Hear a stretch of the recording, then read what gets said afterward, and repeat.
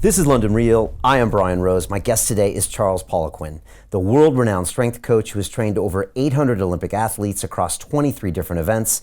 You've been teaching for over 40 years, and many consider you to be the most successful strength coach ever. Charles, welcome to London Real. Thank you very much for inviting me, Brian. So I was in New York last week, and I've just been challenged to run an Ironman in 90 days on a 100% plant-based diet. Have you trained vegan athletes that you think can perform on that diet if they eat correctly or not? Come on, Charles, give it to me straight. Okay. No, impossible. And you don't see a power athlete ever that's been vegan. I've never coached one of my Olympic athletes that was a vegan.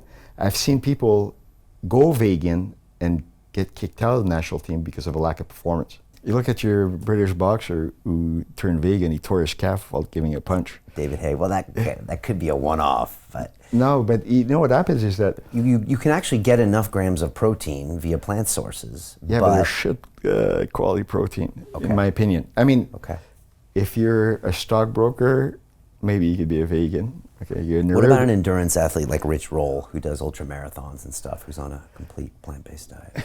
He's an oddity, right? So there's different genotypes that could do better on it, but humans are not, you know, a very large percentage of humans are not made to be vegans.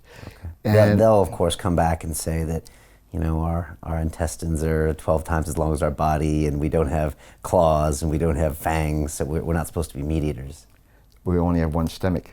Okay. Like all carnivores. Okay. So obviously, I've been hanging out with a lot of vegans. Yeah. But there's 2 German studies that have shown that people who choose veganism have lower IQs, and yes, it's true. Okay. And then the other thing is the people who go vegan lower their IQs.